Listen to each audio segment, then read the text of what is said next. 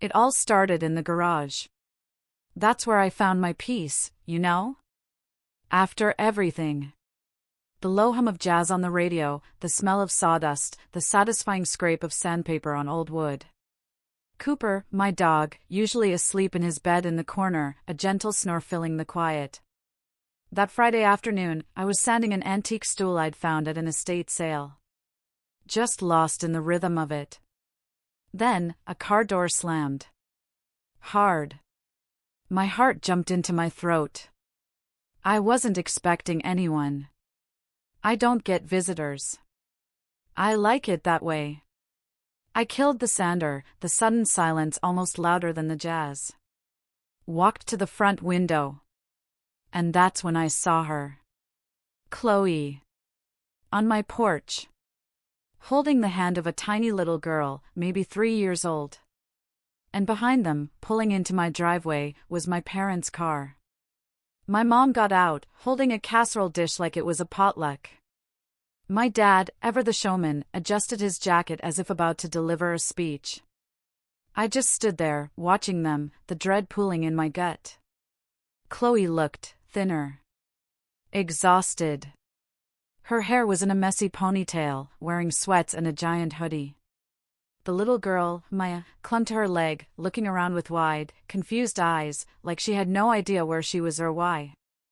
Before they could even knock, I opened the door. Didn't say a word. Just stood there, waiting. My mom, with that controlling smile she does, held up the casserole. "Ethan, sweetheart, just hear her out," she said. Chloe finally looked at me. "Blake left," she mumbled. "I made mistakes. I'm behind on rent. Lost my job. Maya needs stability." My dad stepped forward, put a hand on my shoulder. "You're a reasonable person, Ethan. You're a good man," he said, and my mom nodded emphatically. "You have a house. You're doing well. You could help." Maya was still staring at me, big brown eyes. And it hit me, hard. She had no idea what was happening. She was just a little kid, caught in the wreckage of adult decisions she didn't make. But more than that, it finally clicked. They hadn't come because Chloe wanted forgiveness. They came because they needed a solution. Her life had imploded, and instead of helping her themselves, instead of letting her face the consequences of leaving me for Blake, they decided to make it my problem. My mom wasn't holding a casserole, she was holding a bribe. My dad wasn't offering support, he was handing me a script. And Chloe, she wasn't asking for help. She was asking me to be the backup plan I never agreed to be. I looked at all three of them. At that little girl who deserved so much better. And I said one word. No. My mom's face went blank. My dad started to say something. Chloe's mouth opened, like she was about to argue. I just stepped back and closed the door. I locked it. I walked back to the garage. Turned the jazz back on. Picked up the sander. Behind me, I could hear them. My mom's voice, getting louder. Chloe crying. My dad knocking, harder now. But I didn't move. They stayed out there for maybe 15 minutes. Maybe longer. Then I heard the car doors slam, the engine start, and the sound of them driving away. I sat down on my workbench. Cooper had woken up, staring at me like he was waiting for an explanation. My hands, I realized, had stopped shaking. It wasn't revenge, this feeling. It was protection. It was finally understanding that some people will watch you break, and then hand you the pieces like it's your responsibility to fix them. My marriage to Chloe had been my first lesson in that. She cheated on me with Blake, a guy from the physical therapy clinic where she worked. When she left, she didn't apologize. No remorse. Just packed her stuff into Blake's truck on a Wednesday afternoon, said she needed to explore her feelings. My parents were there that day. They watched her leave. And instead of supporting me, they told me to fight for her. Mom said marriage was complicated. Dad said I should think about what I'd done to drive her away. When I pointed out she was literally leaving me for someone else, they looked at me like I was being dramatic. After the divorce, they stayed in touch with Chloe. Mom would casually mention her at family dinners, like she hadn't walked out on 7 years of marriage without a backward glance. The settlement gave Chloe half our savings. She left me Cooper because Blake was allergic. 6 months later, Chloe dumped Cooper at a shelter. Turns out Blake changed his mind about allergy medication. I found out from a mutual friend. I went and got Cooper back, and now he sleeps at the foot of my bed in the small 1950s house I bought. It has hardwood floors that creak in all the right places. I refinish furniture in the garage on weekends. And for the first time in years, I had actual peace. Not the kind you fake at family gatherings. Real peace. Now, that peace had been shattered. But I wasn't going to let them put it back together in their image. That night, my mom called at 9:30. I was in bed, reading, Cooper curled up next to me. I watched her name light up my phone 3 times before it went to voicemail. Again at 10 o'clock. Then my dad called. I just listened to the notifications pile up. By morning, I had 6 voicemails, 14 texts. My mom's messages were all in that disappointed tone, telling me we needed to talk like adults, that I was being unreasonable. My dad's voicemails were shorter, just my name, asking me to call back. But there was an edge in his voice I'd never heard. Something sharp and angry. I screenshotted every message. Saved every voicemail. Put them in a folder on my laptop, documentation. Then I blocked both their numbers. Blocked Chloe's number too. Went to work like it was just another day. By Thursday, calls started coming from numbers I didn't recognize. My Aunt Carol left a message, saying I was being cruel, that Maya needed help. A woman I didn't know, claiming to be a friend of Chloe's, called to tell me I should be ashamed of myself.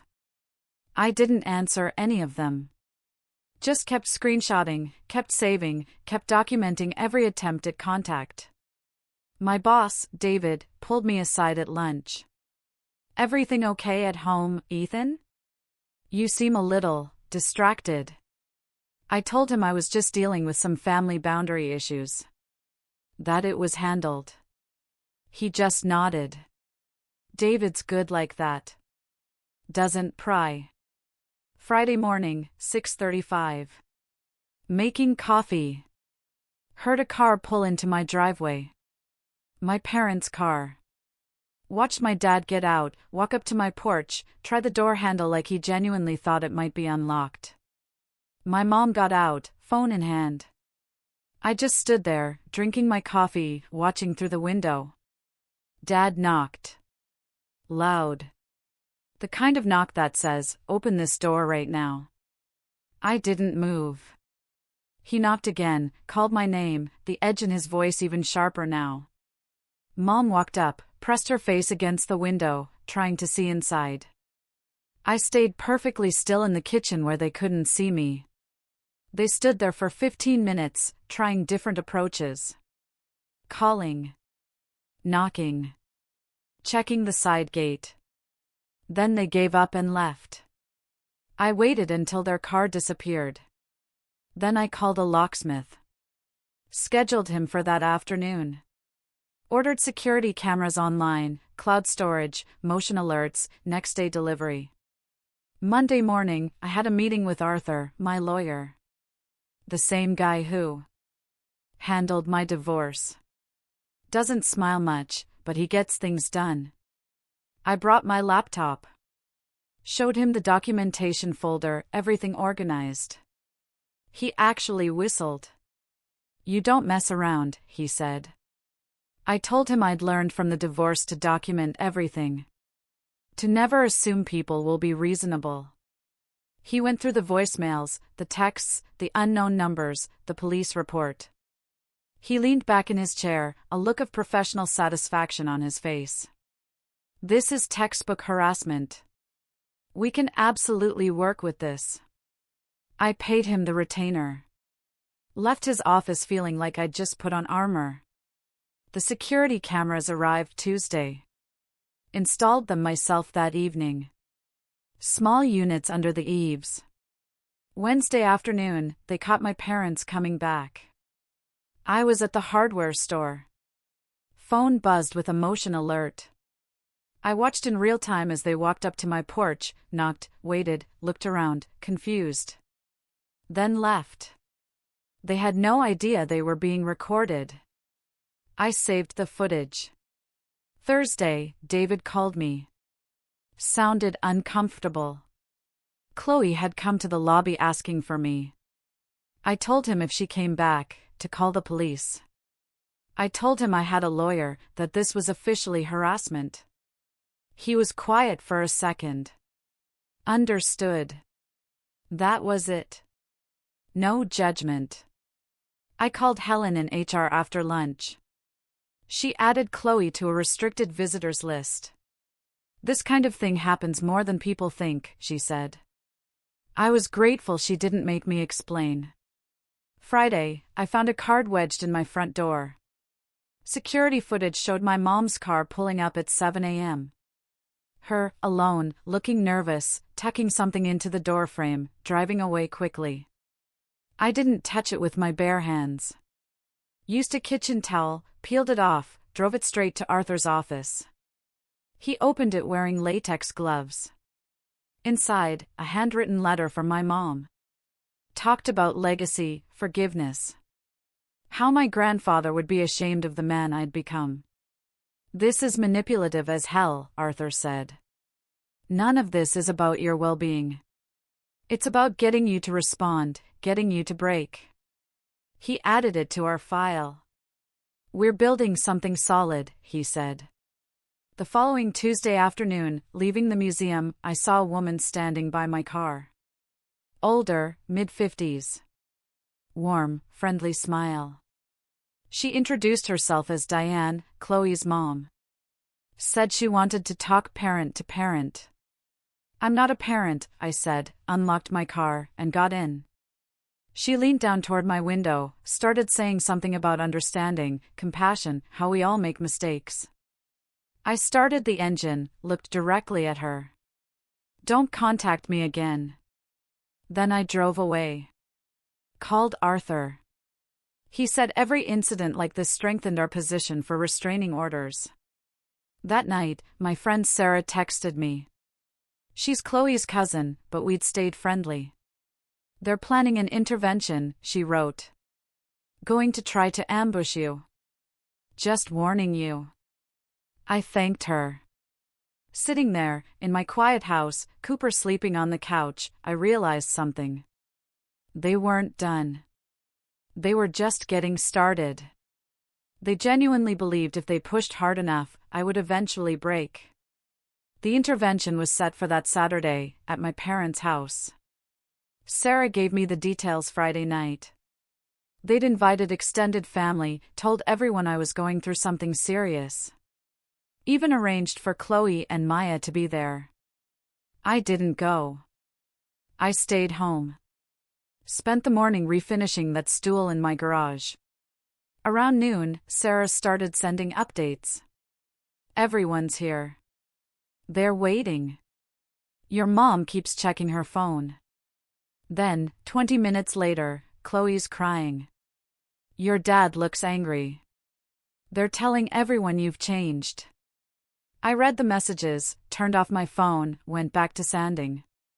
The contrast wasn't lost on me. Them, staging an emotional ambush. Me, in my garage, doing exactly what I wanted to do with my Saturday. Sunday morning, another envelope. Taped to my front door. Camera footage showed my mom's car pulling up at 7 a.m. Her, alone, looking around nervously, taping something to the door with shaking hands. Then driving away quickly. I didn't touch it. Kitchen towel. Straight to Arthur's office. Gloves. Inside, a long letter. Legacy, forgiveness, family history. How my grandfather would be ashamed. This is manipulative as hell, Arthur said. Textbook guilt-tripping. We're filing for restraining orders this week. Monday afternoon, David called me into his office. He looked uncomfortable. My mom had called the museum that morning, told the receptionist I was having a mental health crisis. David was trying to figure out if it was true. I sat down. Explained everything. The divorce, the boundaries, the lawyer, the documentation. He listened, nodded.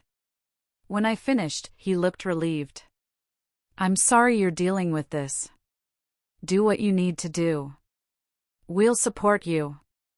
I called Arthur from my car. Heard him typing furiously. That's harassment and potentially defamation. We're filing today. The temporary restraining orders were granted Wednesday. Judge Hayes looked at our documentation, the timeline. Signed them without hesitation. Thursday morning, a process server delivered them to my parents' house. I wasn't there, but Sarah heard what happened. Your dad answered the door, she texted. Read the papers, crumpled them up, threw them on the ground. He's furious. Your mom's in tears. But the important thing was, they'd been served. Officially notified. Any contact from that point forward would be a legal violation. Friday afternoon, at the museum, finishing a Ming Dynasty bowl. Security called. Your parents are in the lobby. Saying it's a family emergency. Need to see you. I heard my mom's voice in the background, frantic. I told him to call the police. Told him they had active restraining orders. Stayed at my desk. David came by 10 minutes later. They'd been escorted out. Claimed my grandmother had fallen, was in the hospital, dying. My grandmother died 6 years ago, I said. David just shook his head. The police gave them a warning. Filed an official report. I emailed a copy to Arthur. This helps our case tremendously for permanent orders, he replied. The grocery store incident happened Sunday morning. I was buying coffee and eggs. Turned down the cereal aisle and saw Chloe. Standing there with Maya in the cart. She froze when she saw me. Her face went completely pale. I pulled out my phone, started recording. You see me, you leave, I said clearly, calmly, into the camera. I made sure to capture her face, the timestamp, the location. Everything Arthur would need. She grabbed the cart, rushed toward the registers without a word. I saved the video. Sent it to Arthur. Tuesday, Arthur called. My mom had filed a countermotion. Claimed I was having a psychological episode. That the restraining orders were based on my mental instability. It's a Hail Mary, he said. She has no medical records, no evidence. The judge is going to see right through it. The hearing was scheduled for Friday at 2 p.m. I took the day off. The courtroom was smaller than I expected. Judge Hayes was a woman in her 60s with silver hair and reading glasses. My parents were sitting on one side, Chloe positioned between them. It looked staged. A united front, designed to make me look unreasonable. Arthur laid out our case. Methodically. Professionally. The timeline. The screenshots, voicemails, camera footage, police report, grocery store video, the letters. The calls to my workplace, the fabricated emergency about my grandmother, the intervention I never attended. Judge Hayes listened, took notes. When Arthur finished, she looked directly at my mom. Do you have medical records supporting your claim that your son is psychologically unstable? My mom stammered. Said she was just concerned as a mother. Said a mother knows when something's wrong with her child. Judge Hayes cut her off. Not liking one's family isn't a mental illness, she said firmly. I watched my dad's face turn bright red. Judge Hayes granted permanent restraining orders for 3 years. No direct contact. No indirect contact. No third-party contact. Violations would result in immediate arrest and criminal charges. She looked at my parents as she said it, made sure they understood. Then she dismissed the court. I walked out without looking back. Arthur shook my hand. Said I'd done everything right. I drove home in complete silence. 3 months later, my life looks exactly like I wanted it to. I go to work. I restore ceramics that have been broken for centuries.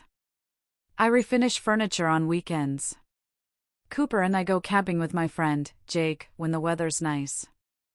I updated my emergency contacts at work. Revised my will to leave everything to charity. My parents are strangers now. Chloe is someone I used to know in another life. And the peace I have isn't the fake kind I used to pretend existed at family dinners. It's real. It's solid. When does family loyalty stop being love and start being a weapon?